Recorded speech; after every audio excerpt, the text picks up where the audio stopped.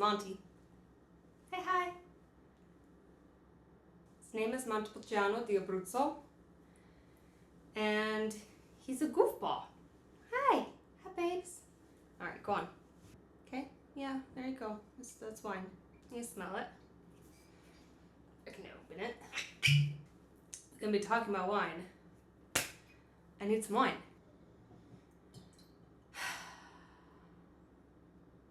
I don't know how I'm gonna do this.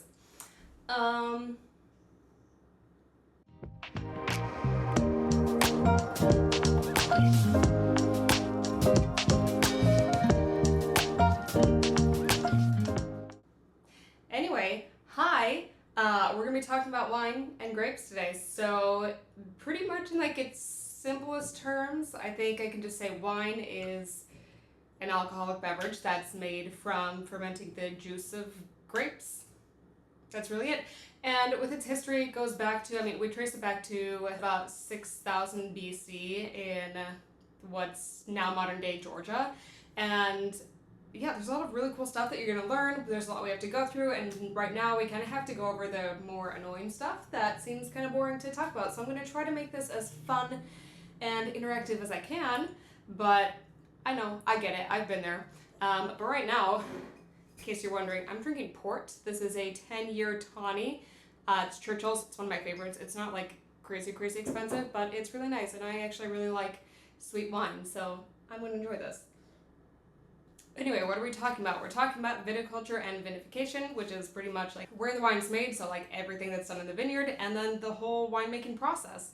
And so we have to go over some terms and then learn all about like the science behind it. And for some of you that might be really exciting. For others, you might be like, I just want to like taste wine and learn about this and know about the history and the culture.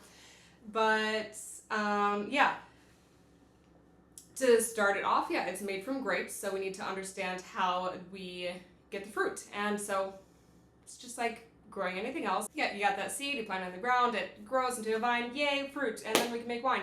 Cool.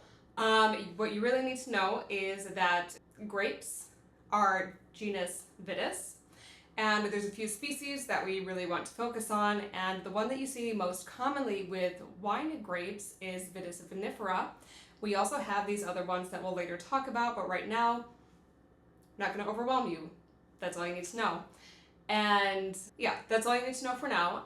But Vitis vinifera, a lot of those are your things like Riesling, Chardonnay, Cabernet Sauvignon, you know, those big names that you probably already are familiar with. So how does wine growing work? Well, we have the whole season, which is year-round things that we're doing in the vineyards, and we have the two hemispheres, so in the northern hemisphere and the southern hemisphere, it's basically just 6 months apart with all of this. But the beginning of the season is kind of when you start to prep the vines, and so we do things like pruning, and then that goes into where the vines start to weep or kind of bleed, and it's just like a watery sap that's coming from them. It's kind of like, I don't know if you have ever just like seen trees with like sap that starts to come out on that. It's a very similar thing with these vines. And then after that, about a month or two later, we have bud break, and that's what it literally is, what it sounds like. You have these buds that kind of break through on the vines. And about 6 to 13 weeks after that, there's flowering, so the buds turn into these flowers that open up, and then that turns into the grapes, and then the grapes continue to ripen throughout that time, and then we get to harvest. That's just the base of it. And then after harvest, there's different ways that we treat the vines, and then go back into pruning, and then the whole thing the next year. Okay, so let's talk about the parts of the grape. There's 4 main parts of the grape that you need to know. We have the skins, the stalks, the pips, and the pulps. And the skins, that's where a lot of the color tends to come from, especially when we're talking about things like red wine. So, even the wine that I have right here is a red wine, but most of these, there is an exception to this, but for the most part, red wines, the color comes from the skin and not from the juice itself. Then we have the stalks. Those are always removed before fermentation. Sometimes the stems are included, and that's called stem inclusion. And we have the pips. Those are just the seeds. We don't really press those because they are very bitter, and it's not really something that we want in the overall flavor profile of the wine. And the pulps. This is everything inside the grape. That's where we get the sugars, which you need for fermentation, and a lot of different aromatic chemical compounds are found in the pulp as well. So that's where you get a lot of the flavor coming through in the finished wine. So moving back into the vineyard, there's a lot of things throughout history that we've learned and continue to kind of play around with winemaking. And it's really interesting the different places that you can look into of how we kind of got to where we are today with how much knowledge we have and how we grow the grapes. Like, I'm sure you've seen plenty of photos, or if you visited places, you see a lot of vineyards that are on slopes and they're not just like on flat fields. And that's something that we kind of learned from not necessarily trial and error, but there actually was a time in, I believe it was in Germany, that they were like, hey, we actually need this land to plant some other stuff, so let's just like move those vines up the hill, like uproot it, move it up there. We don't need that. We need that fertile land for all this other food that we're going to grow. And then we started to find out that, hey, that actually makes like really, really good wine. And we started to learn that really good wine comes from grapes that are from vines that struggled. And so we've learned a lot more about that, and we'll get more into it when we start talking about different regions and different soil types. I don't want to overwhelm you with any of that right now, but the history of it is, it's pretty fun. It's a little nerdy. I get really excited about it, so this is just me nerding out a bit. And just a couple terms that you really need to understand. We already went over viticulture, that just refers to everything that happens in the vineyard itself. Vinification refers to everything that's done in the winery. And we have things like topography and aspect and terroir. And terroir is the one that's, I honestly don't understand why it's such a controversial thing where people are like, well, there's no real way to explain what terroir is because there's no direct translation into other languages from French for it. But the French have a definition for it, and that's what's always bothered me so much. But it's just a concept of a complete system of the vine, and some people argue what's part of terroir and what isn't, and I'll just say right now here that yes, the winemaker is part of terroir, and one of my favorite quotes, I'll actually just put it up on the side here for you, includes that. It's from one of my favorite books, and it is written by a French dude. Anyway, terroir is pretty much just like the wine origin showing itself in the glass, essentially. So topography is like different land features. So we're talking about the surface of the land, the valleys, the mountains, the rivers, everything going through there. And aspect is like you have a natural land structure, and it's just the degree and direction of it. And I know these are really weird terms, but you'll get used to it the more and more that you use them and the more and more you read about things and hear about it. And it's really more so just for when we're talking about wine as professionals than it is when you're in a restaurant working as a sommelier and talking to guests about it. You're going to confuse them. So it's completely understandable if you're a little bit confused right now, because I definitely was when I first started learning about this. A couple other ones. The vine training is kind of what it sounds like. You're essentially training the vine to grow in a specific way because, as I said before, there's a lot of things that we've learned about wine as we continued over years and years of making wine, of what works in different places, and climate change is affecting those things, so we're still researching this, we're still trying different things, but there's basically different ways that you can train the vine to grow, and it just depends on the vineyard, the winemaker's choices, the specific climate of the place, and really what they want to do with the space that they have. And just to go over some climatic terms, we have things like microclimate, mesoclimate, and macroclimate. And those are like smallest to largest. So we have the macroclimate, and that is the climate of like an overall region. So if we're taking like Bordeaux as an example, it's all of Bordeaux is what we're talking about. And then we have the mesoclimate, which is like a smaller region or a vineyard site, and that would be like going from Bordeaux to Saint-Julien. And a microclimate is like the smallest it gets, and that can be even like in a vineyard site, it can be like row to row different climates because there's such little differences because you're getting a little bit higher in elevation or the soil's a little bit, there's a lot of different things that can affect it. So we go from like big macroclimate of the overall region to mesoclimate of maybe an appellation or a vineyard site, depending on the place, and then microclimate of like little differences even within a single vineyard. And then we just have different terms to refer to like what type of climate it is. So, I mean, just imagine a desert. It's like hot, it's dry, that's really all there is to it. That's arid. And then we have places that are influenced by a large body of water. Take Bordeaux again as an example. It's influenced by the Atlantic Ocean because it's right there on the coast. And that is a maritime climate, which is different from a Mediterranean climate, which is kind of characterized by like hot and humid summers and then more mild winters. So yeah, it can still be influenced by water because you think through the Mediterranean, it's the Mediterranean Sea. And I know that can feel a little bit confusing, be like, well, is it maritime? Is it Mediterranean? And Mediterranean doesn't have to be directly like adjacent to or touching the Mediterranean Sea to be considered a Mediterranean climate, and that's also really confusing. But as we go into diving into different regions, we will touch on this topic again and again, and honestly it's more of just repetition, learning about this. You will get it, I promise. But I understand that it's like, well, wait, this is related to water, but this is too, and how are they different? Just remember, Mediterranean is like, it's hot and humid summers and then pretty mild winters.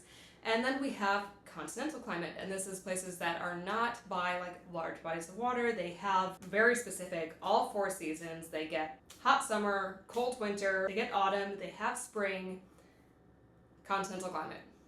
And there's a lot of those. And that's just kind of your base terms. We will get into more detailed things of that later on.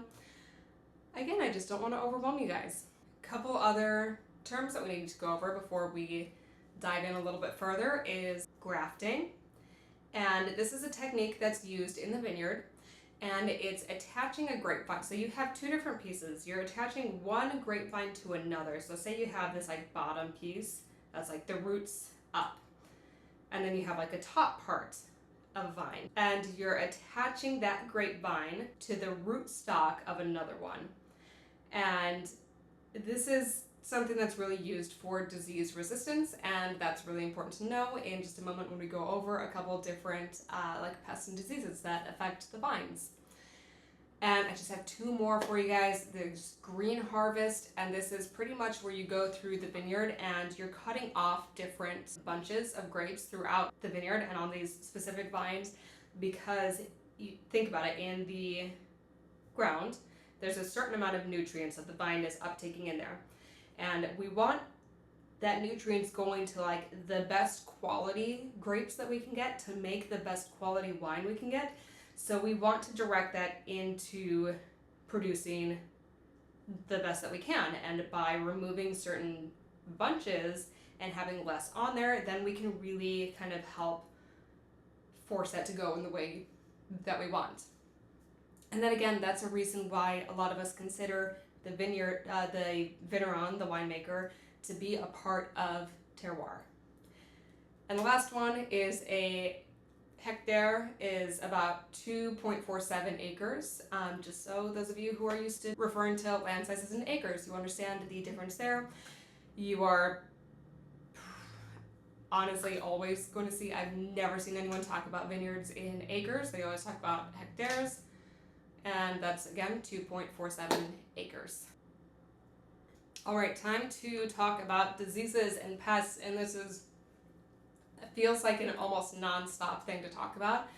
And one of the biggest ones, and this is why grafting is so important to know about, is phylloxera. And phylloxera is like this little bug that attacks the roots of the vines, and this is what you may have heard of it because it's responsible for like wiping out tons and tons of vineyards all around the world.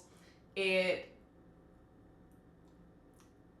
nuts. It originated in North America and then made its way all around the world. And it just devastated vineyards there. And the really interesting thing about in North America is the vines that are native here are resistant to phylloxera. So what we were able to do is take a lot of these other vines that are killed off from phylloxera and graft it to the rootstocks of those native species, like this. And that's how we were able to replant so many vineyards and have them still thriving today. So it's really cool. And a little side note, Chile is one of the only places, I think it's the only major winemaking region in the entire country that hasn't been affected by phylloxera. And that's because in Chile, it's on both sides of the country. There's the Andes Mountains and the Pacific Ocean. So it can't get through to the country because of that. And that's, I don't know, I think it's a really cool thing. And it is also important for you to know. But we'll get into that when we go into South American wines. Okay, another one that you need to get really familiar with is botrytis. And this is a type of rot. And it's a bunch rot. So it attacks the bunches of grapes. But botrytis in like the right conditions, and this is usually very humid conditions, so places that are by bodies of water, like large rivers typically, sometimes some lakes, it will yield a wine of these like rich honey, marmalade, saffron kind of notes. So if you've ever had, say, Sauterne, you've had a botrytis wine. And a couple other ones we have, again, Sauterne in Bordeaux, we have Trockenbier Nachlese in Germany and Austria, Sélection de Grand Noble in Alsace, and many others that we'll go through, including things like Tokai in Hungary. Okay, on to fermentation of how we actually make the grapes and their juices into wine. There's a couple things that we need. So fermentation is like at the base, the most basic way you can explain it is you have sugar and yeast, and those two things mixed together creates alcohol, heat, and carbon dioxide. So the things that we need there, we need sugar and yeast. We get the sugar from the grapes, and then the yeast is either added or we can do a full like natural fermentation, and that's no yeast added, and it's sometimes you'll see winemakers say we use indigenous yeast, but that can be added, or they use native yeast and that can be added. But yeast is everywhere. It's like, it's on you, it's on me, it's on this bottle, it's on my clothes here, you just can't see it. So of course it's on grape skins. So yes, we can do it without having to add anything to it. And obviously, you know, several thousand years ago, that's of course what they were doing. They didn't have little yeast packets like we have today. And just so you know, yeast is genus Saccharomyces, and the most common species of yeast that you'll see used in studying wine and in winemaking is Saccharomyces cerevisiae. Yeah, cool stuff. So I just want to go back quickly to some more terms before we continue getting into winemaking. Just a few things that you'll see. The must is unfermented juice of grapes. So that's like you press the grapes and you get that juice. That is the must.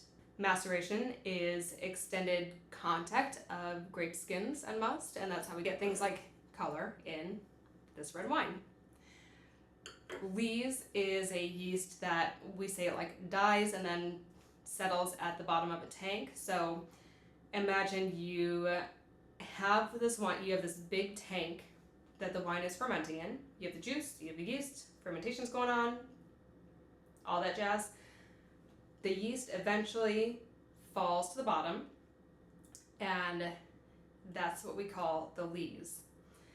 And we need to know this because there's a thing called sterility aging, or aging on the lees, and that means that you continue to age the wine with the lees sitting there, and that tends to release like these kind of toasty brioche almond like flavors, and it's really, really well known for flavors in things like champagne, because champagne legally has to be aged on its lees. So that's usually the one that I tell people about at first because it's the most familiar.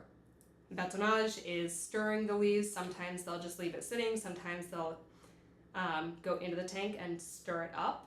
And then we have chaptalization, which is named after Jean-Antoine Chaptal, and it's the addition of sugar to the grape must. And now you need to know this is not used to increase the sweetness of the wine.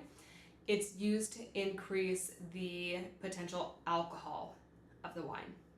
That's an important thing to know. And then acidification is the addition of certain acids to the wine, and that's to just increase the wine's overall acidity. All right, and now back to fermentation. So the way it works, again, imagine you have this big tank.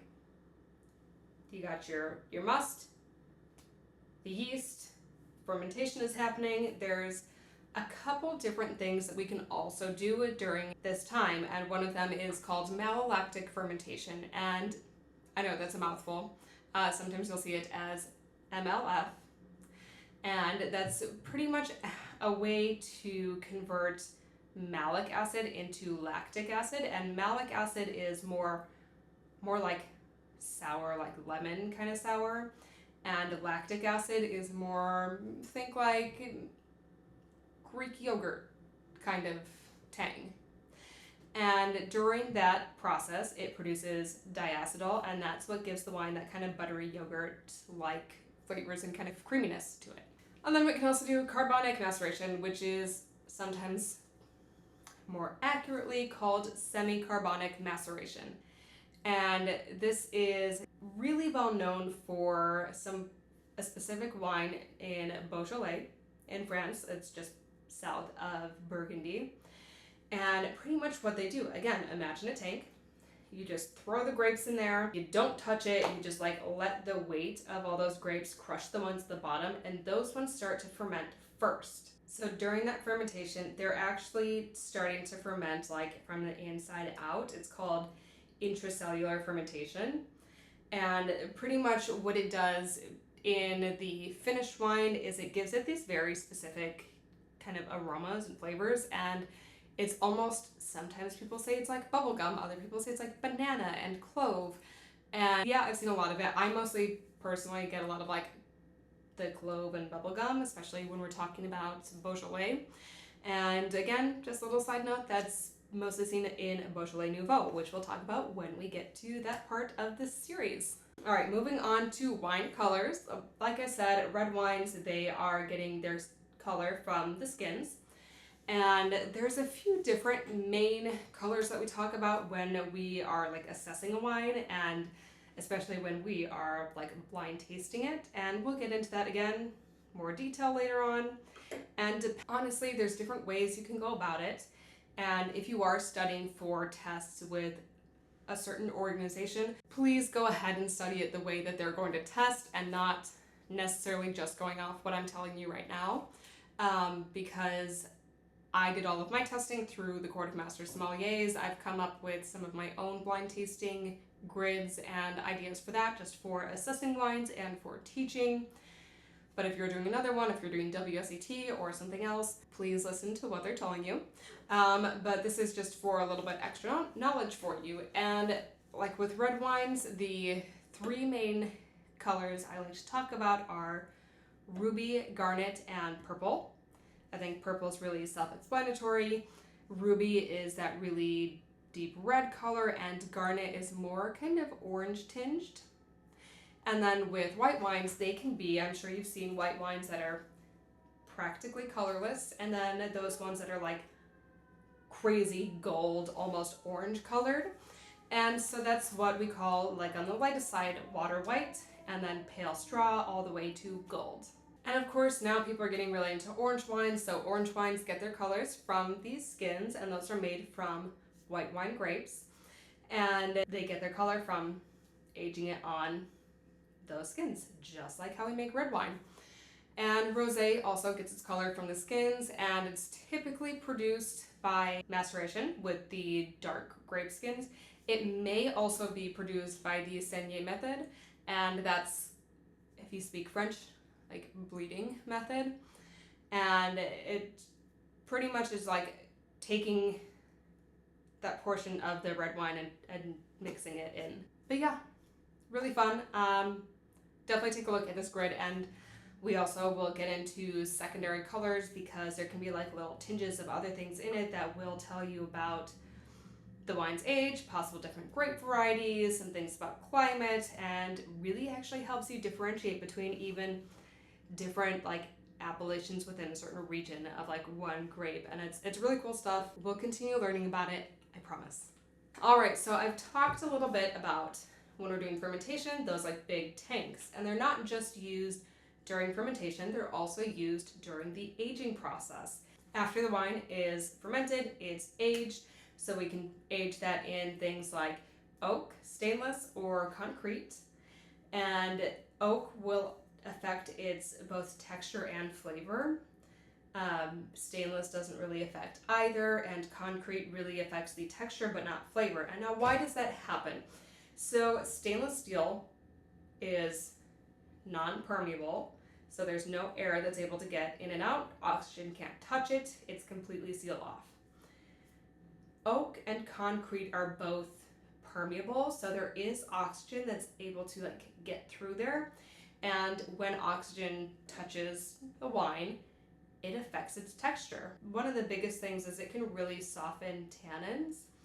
And so with wines that are like really highly tannic, oak aging can be really nice for that wine, and it makes it a lot more palatable. Really interesting because with the flavors of it, concrete doesn't add any, but oak does. And oak, if it's the first time it's used, it's going to impart the most flavor and aromas.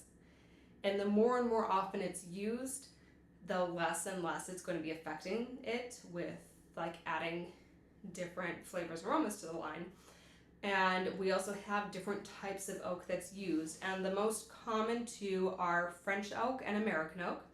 And they do have a few differences, and it's really important for you to start learning this, especially if you are going to start blind tasting, because when you can taste the difference between French and American oak, that's really going to help you figure out where the wine's from.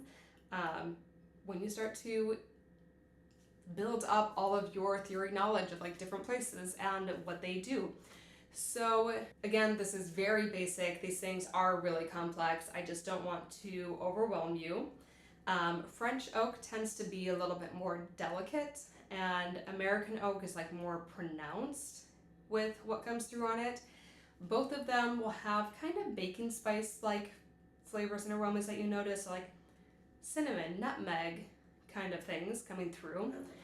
And so one like big thing a lot of people say when they're talking about an American oak is there's this really strong like or pronounced dill characteristic to it, or coconut. And I'll say when I'm blind tasting, I have a little bit more difficulty with that. And it's actually one of the reasons why one of the hardest wines for me to blind taste is Rioja, and because they use American oak, and I don't know why those flavors are really hard for me to pick up, but that's why tasting and practicing is so important.